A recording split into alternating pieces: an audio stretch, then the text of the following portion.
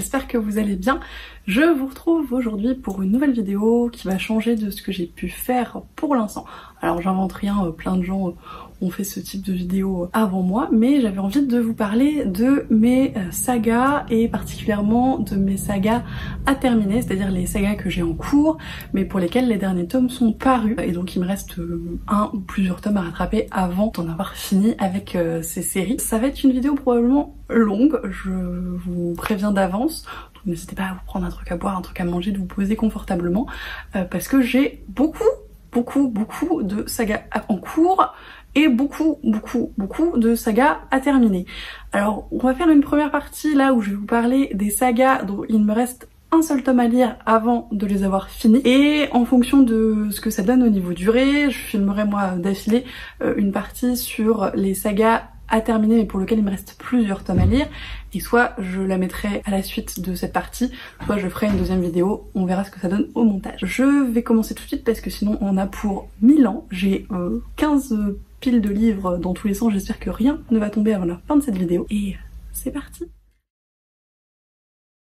Alors on va commencer dans ces sagas à terminer pour lesquelles il me reste un seul tome à lire par parler des derniers tomes qui sont dans ma pile à lire, pour lesquels je n'ai absolument aucune excuse à part un manque de temps global, et je vais vous expliquer un petit peu qu'est-ce qu'il en est. Donc le premier livre que j'attrape, c'est Les Épées de Glace, le tome 2, Le Châtiment de l'Empire de Olivier Gay, donc tome 2 parce que c'est une duologie. Les Épées de Glace, c'est de la fantasy adulte, dans un univers où il n'y a pas franchement de magie, mais c'est plutôt des luttes de pouvoir, des magouilles politiques, ce genre de choses. J'avais beaucoup aimé le premier tome, j'aime bien ce que fait Olivier Gay d'une manière générale, j'avais découvert avec Le Noir et ma couleur, qui est plutôt du fantastique young adult, mais qui était très sympathique. C'est un auteur français que j'avais vu aux Imaginales, j'avais acheté le premier tome de cette duologie aux Imaginales, et je désespérais de le voir revenir pour lui prendre le tome 2.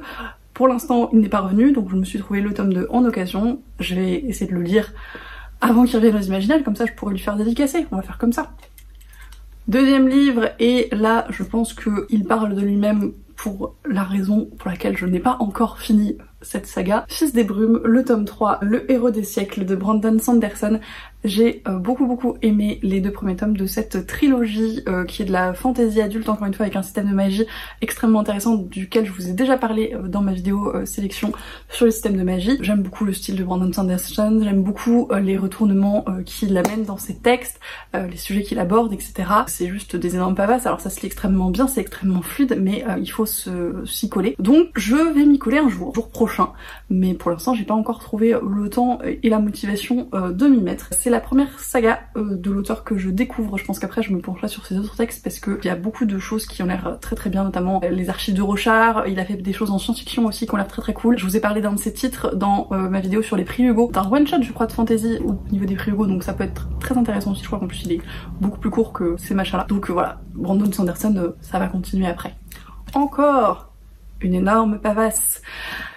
Köchiel, le tome 3, L'Avatar de Jacqueline Carré aux éditions Milady. C'est encore une fois de la fantaisie adulte, décidément. C'est dans un univers qui pourrait se référer à notre Europe, mais plutôt moyenâgeuse, dans laquelle la sexualité a une place très importante, notamment au niveau des divinités qui sont vénérées. C'est un univers que j'adore, des personnages très intéressants à suivre, encore une fois beaucoup de magouilles politiques, des choses très intéressantes, mais encore une fois il faut s'entamer ces briquettes qui se lisent très bien au demeurant, mais qui restent intimidantes. Donc je vais me pencher dessus à un moment donné. Je sais que l'autrice a écrit un séquel, une espèce de suite, toujours dans le même univers mais avec des personnages différents, qui est encore une trilogie si je dis pas de bêtises, donc en fonction de la fin il est très probable que je me penche sur la série prochaine. C'est bien parce que du coup ça ne finira jamais, je fais encore, voilà, mais en tout cas il va être lu à un moment propice. Encore de la fantaisie adulte, young adulte je dirais. Chara, le tome 2, Les voiles d'Azara de Charlotte Bousquet aux éditions Mnemos. Donc c'est le deuxième tome d'une duologie, pour le coup il est extrêmement court mais je l'ai acheté très récemment par rapport au reste puisque je l'ai eu aux Imaginales 2022 avec la dédicace de l'autrice. Je suis ravie. J'avais eu le premier tome aux Imaginales, donc je voulais avoir le deuxième tome aux Imaginales dédicacé. C'est chose faite. Il m'attend sagement dans ma pile à lire, mais je pense que vu la taille qu'il fait et l'envie que j'ai de le lire, et puis en plus ça se passe dans le désert, pour l'été c'est pas mal, donc je pense qu'il va être lui pour le coup plus rapidement que les gros pavés, mais en même temps c'est plus simple de se lancer dans un truc comme ça, on est d'accord. Donc voilà, fantaisie orientale, notion de genre assez présente, système de magie un peu druidisme, chaman, des choses comme ça, très très intéressant. J'aime énormément la plume de Charlotte Bousquet que j'avais découverte avec l'Archipel des Illuminés, que je ne peux que vous recommander si vous aimez la dark fantasy très adulte et très gore, mais c'est toujours un plaisir de plonger dans ces textes. Décidément j'ai l'impression de vous présenter que des gros pavés, ouh, dans le bon sens.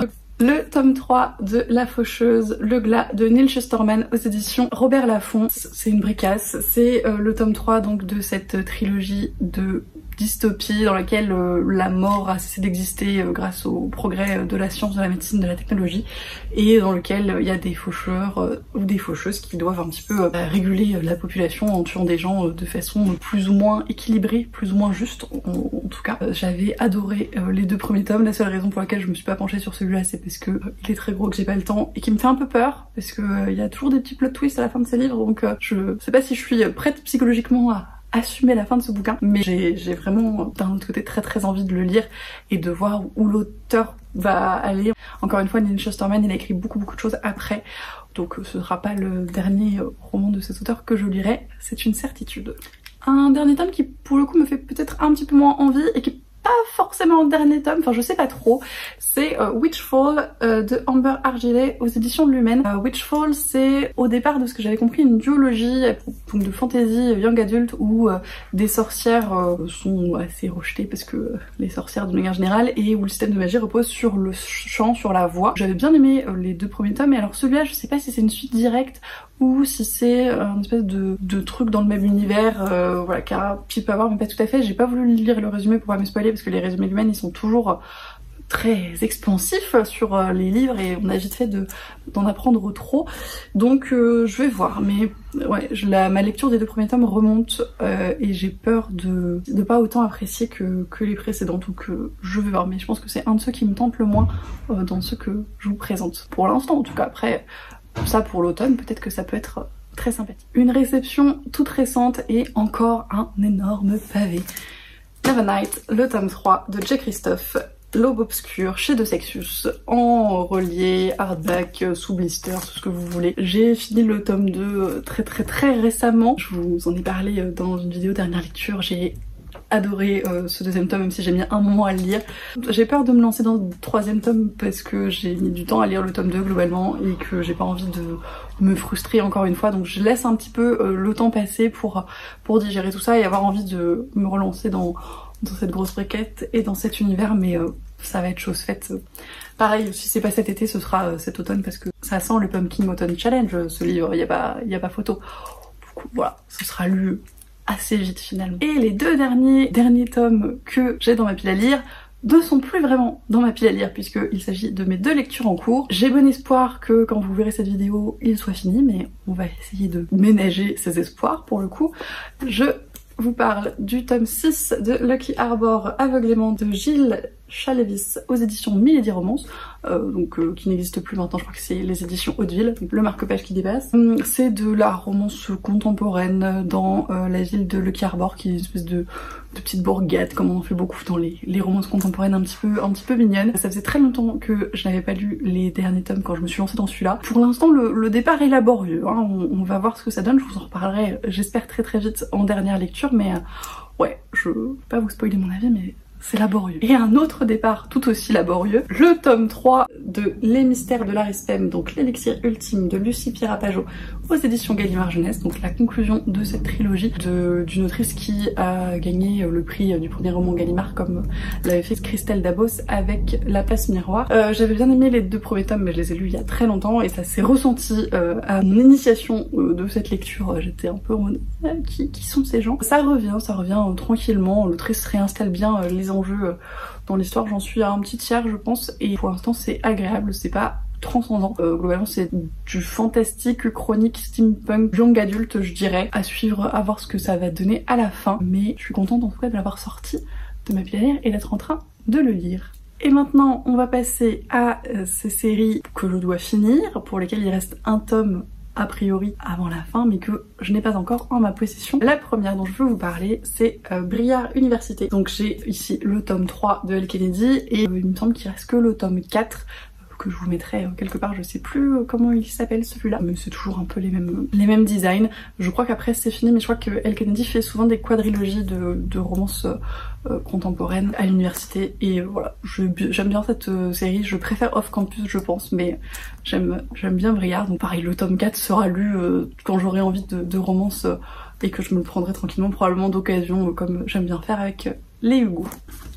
Autre série beaucoup plus ancienne dans ma lecture des 2 premiers tomes, c'est Le Dernier Souffle de Fiona McIntosh. Donc le deuxième c'était Le Sang, le 3e tome ça doit être L'Âme je crois, aux éditions Brajlon que j'ai dans les très belles éditions qui sont souples mais un petit peu en faux cuir comme ça, qui sont très jolies. J'aimerais bien me trouver le 3e dans cette édition, il faut pas que je tarde trop je pense parce qu'après je sais même pas si c'est encore possible de le trouver comme ça. En tout cas une série de fantasy adulte que j'aime plutôt pas mal. J'avais trouvé le premier tome assez original entre guillemets et le deuxième tome était sympathique. Voilà, j'ai bien envie de voir ce que ça donne pour la fin. J'avais lu autre chose de Fiona McIntosh, j'avais lu La Fille et la Tour que pour le coup j'avais moins apprécié. C'était une histoire de romance historico-contemporaine où il y avait un espèce de voyage dans le temps un peu à la Outlander mais enfin il y avait des grosses longueurs et ouais, bof. Mais cette série là elle est très chouette. Une série dont j'ai adoré le premier tome et pour laquelle je ne sais pas trop pourquoi je n'ai pas lu le deuxième et dernier, Vicious de V.E. Schwab, donc le premier tome de Evil. Le deuxième tome s'intitule Vengeful, il est paru il y a quelques années chez Lumen comme ce tome là. C'est du fantastique young adult je dirais, où il est question de jeunes gens qui trouvent en fait une façon d'avoir des super pouvoirs, commencent à s'entretuer on va dire, pour la faire simple. C'est un très mauvais résumé de Vicious, si vous l'avez lu vous savez ce que ça veut dire, mais bref c'était vraiment très chouette et j'aime beaucoup ce que fait V.E. Schwab d'une manière générale. Il faut que je lise le tome 2, c'est pareil, il me tente beaucoup pour le Pumpkin Autumn Challenge mais je vais pas pouvoir tout mettre dans mon Pumpkin Autumn Challenge donc je verrai bien. En tout cas ce deuxième tome me fait très envie, il faudrait que je me le procure. Une série qui est enfin finie en français alors que ça fait des années que je l'ai commencé, La Marque des Anges, le tome 2 ici revenante de Laini Taylor qui est publié chez Gallimard Jeunesse et en fait ils avaient publié les 2 premiers tomes de cette trilogie à l'époque donc avec des couvertures qui sont bof et ils s'étaient arrêtés là, je sais pas, probablement ça n'avait pas aussi bien fonctionné qu'ils l'auraient souhaité mais depuis Laini Taylor a sorti Le Faiseur de Rêves chez Lumen qui a fait un carton qui est formidable. Si vous l'avez pas lu c'est une duologie de fantasy young adult qui est incroyable et du coup je pense que pour surfer sur la vague Gallimard a ressorti cette série avec des couvertures que j'apprécie davantage que ce truc là, mais moi j'ai les vieilles éditions donc tant pis et ont enfin sorti le 3e tome qu'on attendait depuis extrêmement longtemps, enfin, en tout cas pour ma part, donc il faut que je me penche dessus parce qu'à un moment donné je m'étais dit oui je vais le lire en anglais et tout mais Laini Taylor en anglais c'est pas donné à tout le monde. Là il est en français, j'ai aucune excuse, je crois qu'il est sorti en poche même depuis. Donc il faut vraiment que je me penche sur la question. Mais en fait je pense que mon dilemme c'est savoir si je rachète dans les nouvelles éditions les 2 premiers tomes. Donc dès que j'aurai résolu ce dilemme avec moi-même, j'achèterai la suite et je la lirai parce que c'est vraiment une série. Alors c'est de la low fantasy, young adult, dans un univers où il y a des espèces de chimères et une jeune fille qui se retrouve à avoir des pouvoirs un peu particuliers. C'est assez classique dans la construction mais il y a des petits retournements qui sont très sympathiques et Laini Taylor a vraiment une écriture et une narration et un world building qui sont très chouettes, donc je ne peux que vous la recommander et maintenant elle est sortie dans des très jolies éditions et en poche. Une série et un tome dont je vous ai déjà parlé avec un avis plutôt mitigé mais que j'aimerais bien quand même finir, Provoque-moi, donc le tome 2 de la saison 2 de Insaisissable de Tahir et ma fille, donc il me manquerait le tome 3 pour avoir fini cette 2e trilogie dans cet univers donc de dystopie un petit peu fantastique, young adult. J'avais adoré la première trilogie, cette 2e là pour l'instant me laisse un peu de marbre et un peu beaucoup mitigée, mais voilà, je veux voir jusqu'où ça va pour me faire mon avis dans sa globalité et puis on verra bien. En tout cas, faut que je regarde pareil pour me trouver le 3e et dernier tome, je sais plus s'il est encore disponible en occasion et à quel prix, donc je vais me pencher sur la question tranquille. Une série de fantasy adulte qui date un petit peu mais pour laquelle j'étais agréablement surprise il y a quelques années quand je l'ai découverte, c'est la trilogie des 7 royaumes je crois. Ça c'est le tome 2 donc rouge, le tome 1 c'était Graceling et le tome 3 c'est Bitter Blue, donc c'est une trilogie finie en 3 tomes. J'ai regardé le 3e tome à la Talente quand j'y étais la dernière fois, il est 3 fois plus gros que celui-là. C'est de la fantasy relativement classique, mais avec quand même des êtres un petit peu surnaturels qui changent de ce qu'on peut voir habituellement. Et j'aime beaucoup le style de l'autrice, donc j'ai bien envie de voir où va le dernier tome. C'est des tomes qui peuvent se dire relativement indépendamment. J'avais commencé par celui-là parce que je savais pas que c'était une série à l'époque, puis j'avais lu Graceling après, et donc là je vais lire Beta Blow après. C'est pas extrêmement logique comme sens de lecture, mais on fait ce qu'on peut. Une série de romances contemporaines sur la base de réécriture de contes. C'est les Sophie Jomain. Donc le premier c'est Cherche jeune femme avisée, le deuxième c'est D'un commun accord, et le troisième s'intitule Gâteau d'amour, ou un titre un peu chelou comme ça. Alors j'aime pas du tout ce qu'ils font en termes de couverture sur cette série. Alors, les couvertures de romance c'est soit des mecs torse nu, soit des fesses de nana. Il y a un truc un peu... bon, je suis pas sûre que la romance ce soit que ça. Je sais pas qui design ces couvertures, mais quand même. Bref, ouais, pareil, la couve de Gâteau d'amour je vous la mettrai là, mais bof bof bof. J'aime beaucoup. En revanche, ce que fait Sophie Jomain en romance contemporaine et en beatlit d'une manière générale, j'aime bien sa plume, je trouve qu'elle écrit plutôt assez bien, c'est très fluide, c'est très relaxant. J'aime bien ces réécritures de contes là dans ce contexte-là, donc j'ai très envie de lire la suite, mais la couverture les gars, la couverture. Une trilogie d'une autrice que j'aime beaucoup mais que je mets des années à lire. Le Gang des prodiges de Marissa Meyer, donc ça c'est le tome 2, le troisième et dernier tome s'intitule Supernova je crois. Il est sorti il y a quelques années chez Pocket Jeunesse, mais j'ai lu je pense le premier tome à sa sortie, et puis quand le deuxième est sorti j'ai mis un moment à le lire, et puis là le troisième est sorti et c'est encore pareil. Pourtant c'est une série que j'apprécie, alors moins que la première saga de l'autrice sur les réécritures de contes, les chroniques lunaires avec Cinder etc, mais c'est quand même sympa, c'est une histoire de plus ou moins post-apo fantastique avec des super héros et des super vilains, et des gens qui ont des super pouvoirs, et c'est assez sympa. En plus le style de Marissa Meyer est très agréable à suivre, mais je sais pas, j'ai du mal à continuer cette saga, donc faut que j'arrive à me motiver à lire le troisième et dernier tome, parce que en plus à chaque fois que je suis dedans je passe un moment, donc il n'y a pas de raison. La pile à côté de moi est en train de grandir et j'espère qu'elle ne va pas s'effondrer.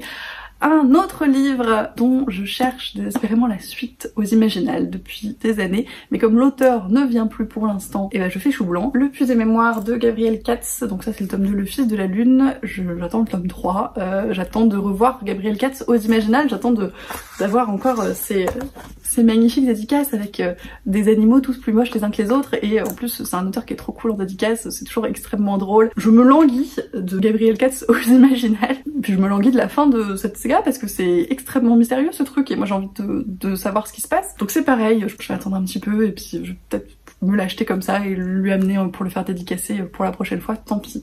Mais c'est vraiment une saga de fantasy adulte que j'aime beaucoup également, dont je veux pas trop vous en parler parce que c'est extrêmement mystérieux, mais que je peux vous recommander, avec également la saga Aeternia qu'a fait l'auteur, qui est une duologie pour le coup, donc encore moins de tomes, c'est très chouette, qui est vraiment très sympathique aussi. Encore une saga de fantasy française, mais cette fois-ci j'ai pas vraiment l'excuse des Imaginales parce que l'autrice y est venue une fois, donc c'est des tomes que j'ai achetés en dehors. Les Outrepasseurs de Cindy Van Wilder, le tome 3, Le Libérateur, donc moi je dois lire le tome 4.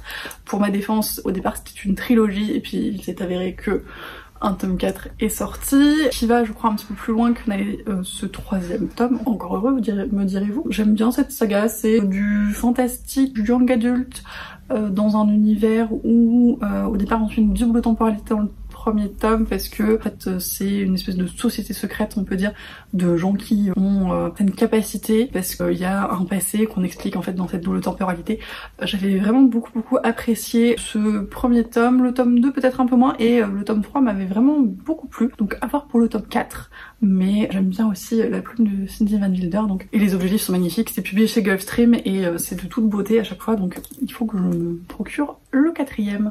Une trilogie encore une fois dont j'ai lu le tome 2 assez récemment. C'est donc la trilogie de l'ours et du rossignol. Donc le tome 2 c'est La fille dans la tour de Catherine Arden. Je vous l'ai présenté je crois en dernière lecture il y a pas très longtemps. Il faut que je finisse cette trilogie, mais en même temps j'ai lu le deuxième il y a pas très longtemps, donc rien ne presse. D'autre part je trouve que c'est quand même des livres qui se prêtent extrêmement bien à la période hivernale, et notamment le tome 3 cris Cold Winter Challenge, donc peut-être qu'il attendra jusque là.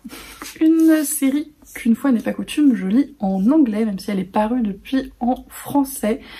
The Dreadful Tale of Prosper Redding, que de Alexandra Bracken. C'est Trice qui a écrit Lore, publié chez De Saxus, et j'ai Lore dans ma pile à lire. Celui-là je l'ai lu en anglais, il est relativement accessible, c'est du fantastique fantastique jeunesse, je dirais middle grade, mais il y a quand même, comme c'est du fantastique, des petits mots de vocabulaire qui des fois sont un petit peu difficiles. C'était très sympathique, un univers qui change un petit peu. À voir ce que le tome 2 réserve. J'aime vraiment beaucoup ces objets livres par contre. Le tome 2 est très joli aussi en anglais.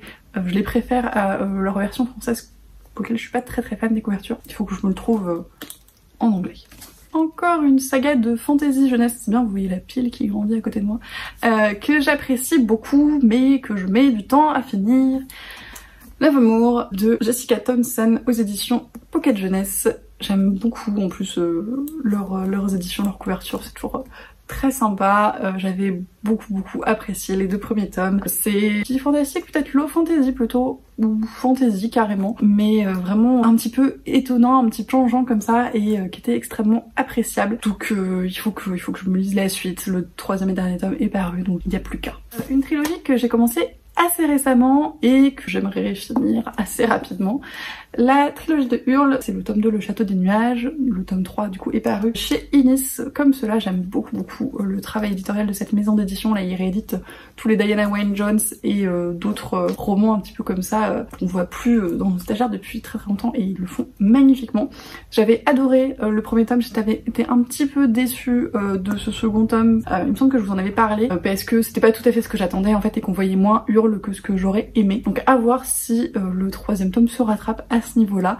En tout cas, j'ai envie de voir un petit peu ce que ça donne. Et puis j'ai vu que l'autrice avait sorti, enfin que la maison d'édition avait sorti une autre série de l'autrice qui a l'air très intéressante aussi. Donc quand j'aurai fini cette trilogie, je m'attaquerai à la suite. Une série de fantasy adulte de laquelle je vous ai déjà parlé, c'est sûr.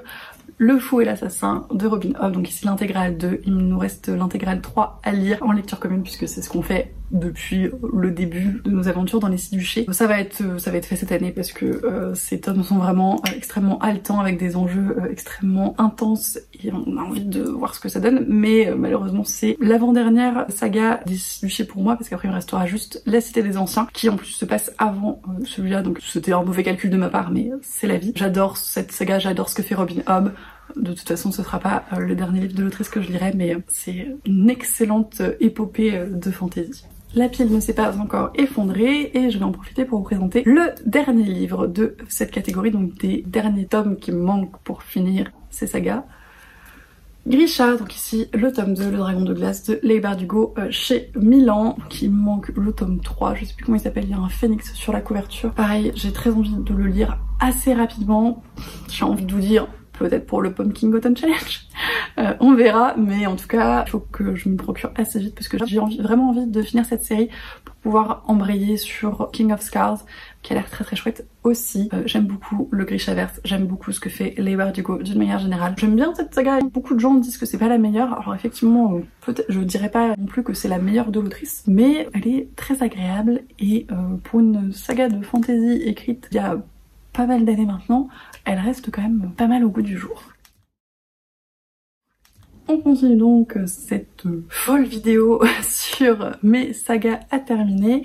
Donc là, on passe à ces sagas où il me manque un ou plusieurs tomes avant d'arriver au dernier tome. Comme d'habitude, on va commencer par les tomes que j'ai dans ma pile à lire et le premier que j'attrape c'est Shikanoko, l'empereur invisible, le tome 3 de Liane Hearn. Donc c'est dans l'univers du clan des Otori mais ça se passe un petit peu beaucoup avant. C'est du fantastique féodal japonais, young adulte, on va dire ça comme ça. Très poétique, mais le style de Liane Hearn est très poétique, j'avais bien aimé les 2 premiers tomes. C'est une quadrilogie, donc après celui-là, il me restera le dernier tome et ce sera fini. C'est des livres qui sont assez courts, qui se lisent globalement assez vite. Et il me tarde de l'avoir fini parce que je sais que l'autrice a depuis sorti une autre série dans l'univers du clan des Otori qu'il me tarde de découvrir. En avant-dernier tome, donc ici le tome 2 d'une trilogie, L'Ascension de Camelot, donc le tome de La Trahison de Camelot de Kirsten White aux éditions de Saxus qui est encore sous blister. Alors techniquement je suis un peu en avance parce que le 3e tome n'est pas encore paru en français chez De Saxus mais il est annoncé pour fin 2022, donc le temps que je sorte celui-là de ma palle. Je pense qu'il sera sorti et que je pourrais peut-être enchaîner, qui sait, assez rapidement ces 2 livres. J'avais beaucoup aimé le premier tome de cette trilogie qui est de la fantasy young adulte sur une base de réécriture de légendes arthuriennes comme son nom l'indique très bien. Donc avec une Guenièvre qui n'est pas aussi innocente et aussi potiche qu'elle peut l'être parfois. Il y a de la magie extrêmement intéressante. J'ai hâte de voir comment ça va tourner. J'adore ces objets livres, en plus il y a du foil sur jaune bleu là, c'est extrêmement joli. Je sais pas si on voit grand chose avec les reflets, mais vraiment c'est un très très beau livre et le premier tome était extrêmement joli également. Alors là il me reste beaucoup de livres si on parle de la saga de l'univers dans sa totalité, mais si on parle de cette saga en particulier, il m'en reste 3 puisque il me reste la deuxième partie de la série de 6 livres de cette série. C'est extrêmement pas clair mais vous allez comprendre.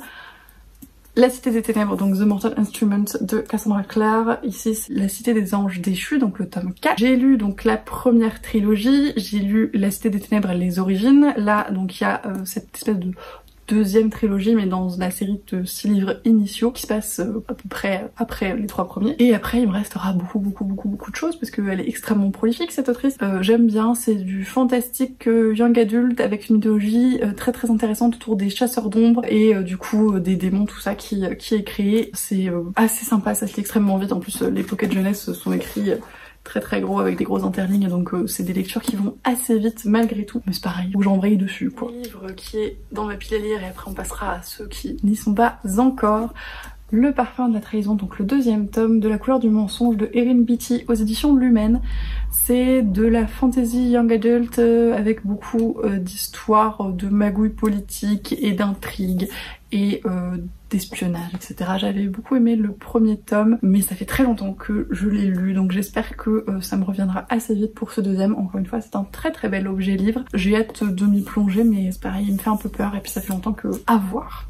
Sinon c'est une trilogie, donc quand j'aurai fini celui-là, il m'en restera qu'un seul. Maintenant, les séries qu'il faut que je termine, mais dont j'ai pas encore les livres à suivre dans ma pile à lire. Le premier que j'attrape, c'est Succubus. Donc ça c'est le tome 4, Succubus Hit de Richelle Mead. C'est une série finie en 6 tomes. C'est de la bitlit où on suit Joanna Kincaid qui est libraire et succube et qui concilie bon gré mal gré les deux parties de sa vie.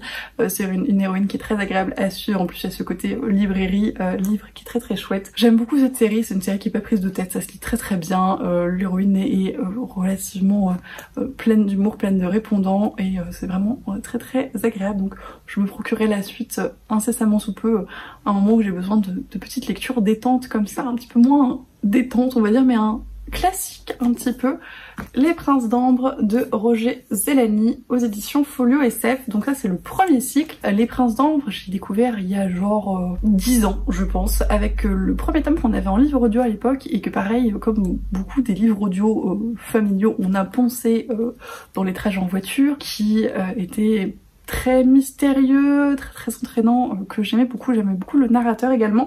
Donc quand j'ai grandi, je me suis procuré la suite, donc le cycle 1. C'est de la fantaisie adulte assez dense quand même, c'est alors des petits volumes, parce que ça c'est du coup l'intégrale du cycle 1, je crois qu'il y a 6 tomes dedans, donc les volumes en eux-mêmes doivent faire 150-200 pages à tout casser à chaque fois, mais c'est dense, il se passe beaucoup de choses en peu de phrases et c'est un style qui est pas forcément hyper accessible, en tout cas des souvenirs que j'en ai, mais ça fait quelques années maintenant. J'ai bien envie de voir un petit peu avec le bagage de fantasy que j'ai un petit peu accumulé au cours des années et moi qui grandis etc, si ça me plairait davantage maintenant, et j'ai envie de voir où ça va sur la suite, donc il faut que je me trouve le deuxième cycle comme ça dans cette édition que j'aime assez, je suis pas fan de la tête du mec, pour voir un petit peu la suite et la fin de cette série. Voilà. Encore de la fantasy adulte assez connue, assez classique, c'est alors La Guerre de la Faille ou Krondor, enfin c'est une série qui a beaucoup de noms, c'est de Raymond Ifest, le tome 3 c'est Silverthorn, c'est ouais de la fantasy très classique. Alors l'auteur c'est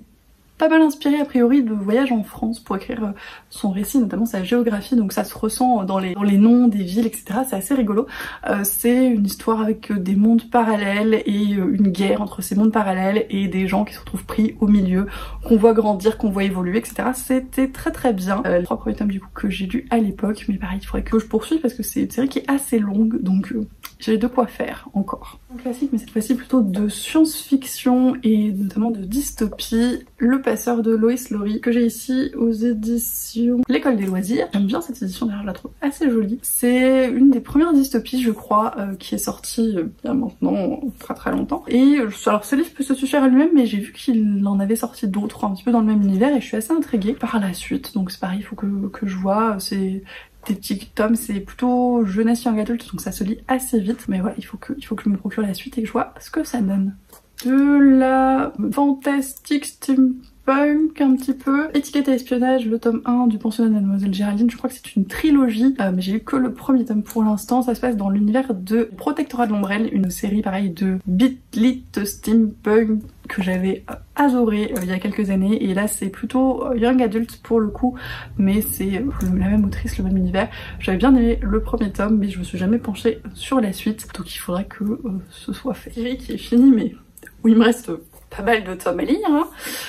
Les annales du disque monde, donc de Terry Pratchett. Là je vous présente le tome 6, en tout cas dans la chronologie, je crois qu'il y en a une quarantaine, donc je suis pas rendue, mais j'y travaille activement. Faire un petit quintuplet de romance historique, puisqu'il faut que je continue la saga des Bédouines, la saga des Montgomery, le cercle des canailles sans m'assommer avec, et la saga de Mackenzie je crois, et bien évidemment les célèbres Bridgerton. C'est mes petites sagas de romance historique que je suis tranquillement, un tome par-ci, un tome par-là, quand j'ai envie de ce genre de choses.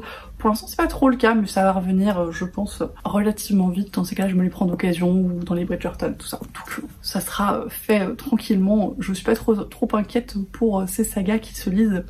Une autrice que j'apprécie particulièrement et pour laquelle il faudrait que je passe la seconde pour les sagas, parce que là j'accumule un retard qui va être difficile à rattraper.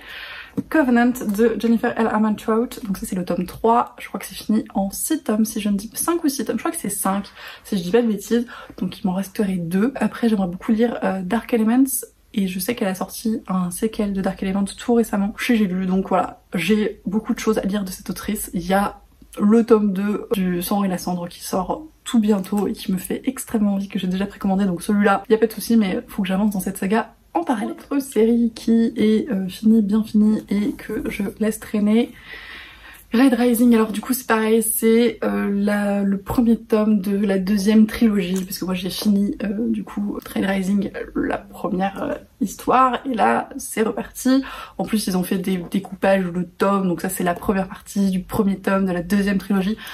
On perd un petit peu son latin. J'avais adoré Red Rising, c'est de la science-fiction un petit peu space opéra, plutôt young adulte, mais avec des retournements de situation, des intrigues politiques absolument ouf, beaucoup d'enjeux, l'auteur est sans pitié pour ses personnages, vraiment c'est un plaisir. Et en fait c'est une série que j'adore mais qui me fait extrêmement peur, parce que l'auteur peut vraiment faire tout ce qu'il veut, voilà, tuer tout ce qu'il veut. C'est compliqué, mais il faut que je me mette à lire la suite, parce que, alors je pense qu'il faudrait que je relise celui-là peut-être avant, mais j'ai vraiment envie de voir pourquoi est-ce qu'il a réouvert une autre trilogie et où est-ce qu'il va aller, parce que effectivement en fait il peut tellement tout faire que c'est inquiétant, Une série de Jennifer L. Armentrout que j'ai oublié, Origine, donc ça c'est le tome 1, Étoile Noire, je sais plus si c'est une trilogie ou un peu plus.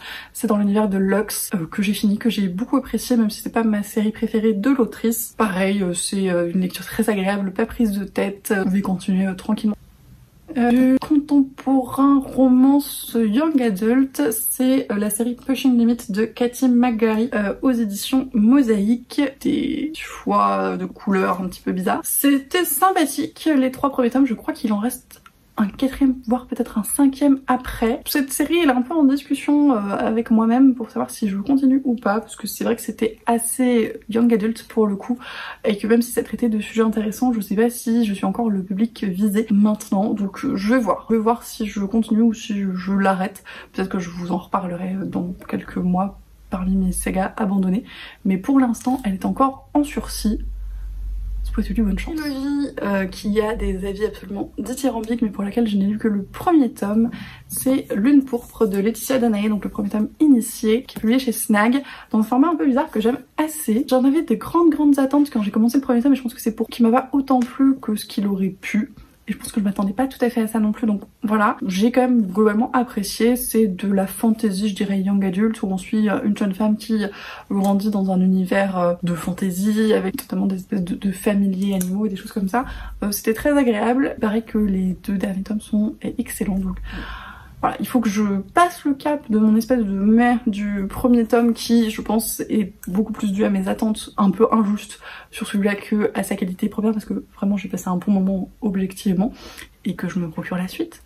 Et puis on verra ce que ça donne. Une trilogie pour laquelle j'en suis à la moitié et qu'il faut que je continue. La légende des 4 de Cassandra O'Donnell. Donc là c'est le 2e tome, le clan des tigres. Il me faut le 3e qui doit être le clan des serpents, si je dis pas de bêtises. J'aime beaucoup leur couverture, à chaque fois je les trouve assez jolies. C'est publié chez Flammarion Jeunesse. C'est de la fantasy jeunesse young adult qui parle de 4 clans qui ont une espèce de totem d'animaux comme ça et qui se font plus ou moins la guerre et ont leurs héritiers qui essayent de discuter, etc. C'était assez intéressant. J'aime bien ce que fait Cassandra O'Donnell, même si je suis plus fan de ce qu'elle fait en adulte d'une manière générale. C'est pareil, c'est des petites lectures relativement rapides, mais il faut que je me penche sur le tome 3. Une lecture assez jeunesse, mais pour le coup j'avais adoré le premier tome. Je crois également que c'est une trilogie. Kiki la petite sorcière de Eiko Kadono aux éditions Inis. Donc ils l'ont réédité, c'est une série qui est parue il y a très longtemps au Japon, qui a bien évidemment inspiré le Miyazaki éponyme qui est absolument merveilleux, mais comme tous les Miyazaki, j'ai envie de vous dire. J'ai vraiment beaucoup apprécié de découvrir cette histoire en roman et j'ai très envie de lire la suite pour retrouver Kiki, son chat, etc. Dans leur petite vie. Donc voilà, c'est pareil, ce sera chose faite assez rapidement, je pense. Et pareil, est-ce que ça écrit pas Pumpkin Mountain Challenge ? Hein, voilà. Le livre de cette vidéo, c'est pareil, c'est une série qui est en sursis pour 2 raisons. La première, c'est que c'est un tome 1 qui m'a pas transcendé. La seconde, c'est que c'est une série qui est très difficile à trouver maintenant parce que je crois qu'elle n'est plus éditée et que les occasions, c'est un petit peu compliqué, mais c'est une série d'une de mes autrices préférées, Charlotte Bousquet. Donc c'est La peau des rêves, là c'est le tome 1, Nuit tatouée, que j'avais eu d'occasion pas très cher à un moment donné, et il faut que je regarde un petit peu à combien sont les tomes suivants parce que je crois qu'elle est plus trouvable autrement. C'est pareil, c'est de la fantaisie, alors plutôt young adulte je dirais, où la peau et les tatouages ont une importance assez forte. Et c'était une bonne lecture, mais pas aussi bien que ce que j'ai lu de Charlotte Bousquet d'autres. Donc voilà, pareil, c'est en sursis et je vais voir si j'arrive à trouver le tome 2 pour une somme relativement correcte, sinon peut-être que je m'arrêterai là. Dernière série de cette vidéo, je vous en ai parlé tout récemment puisque j'ai lu le 4e tome de cette série, je crois qu'il finit en 6 tomes, si encore une fois je ne dis pas de bêtises. Je vous en ai parlé tout récemment en dernière lecture. Le cycle de Dune, donc ici c'est le tome 3, je vous ai présenté le tome 4 du coup en dernière lecture. Encore une fois j'adore ces rééditions qui sont vraiment de toute beauté. Je les écoute en livre audio, je les achète quand ils reparaissent dans ces rééditions, donc pour l'instant je suis un petit peu le rythme de publication de Robert Laffont dans ces rééditions. Je suis à jour de la réédition, on va dire. Je suis pas du tout à jour de la série qui est finie depuis bien longtemps, mais je suis à jour de la réédition. C'est une série qui est très intéressante. Je reviendrai pas sur mon avis sur le tome 4, je vous laisse la vidéo correspondante dans le petit, je crois que c'est là. Je vais me pencher sur les tomes suivants tranquille. Et c'est tout pour cette vidéo, j'espère qu'elle n'a pas été affreusement longue. Si c'est le cas, je m'en excuse. Merci d'être resté jusqu'au bout, malgré la longueur peut-être assez effrayante, intimidante. Comme d'habitude, n'hésitez pas à me dire si y a des sagas que j'ai présentées, que vous lisez, que vous avez lu, que vous avez fini, que vous avez apprécié ou pas. Où est-ce que vous en êtes de vos sagas, parce que faut partager la galère là, faut s'entraider, sinon on va jamais s'en sortir. Voilà, n'hésitez pas à me dire tout ça en commentaire. Et j'en profite pour vous remercier parce que ça fait longtemps que j'en ai pas parlé, mais on est toujours de plus en plus nombreux sur cette chaîne et je tenais encore une fois à vous remercier de vos commentaires, de vos messages, de vos retours qui sont toujours extrêmement gentils et ça me fait voilà, plaisir d'échanger avec vous. Je fais des découvertes vous aussi et c'est vraiment trop bien. C'est un plaisir pour moi de faire cette vidéo et de voir vos réactions, donc merci beaucoup. Comme d'habitude, je vous souhaite d'excellentes lectures et je vous dis à la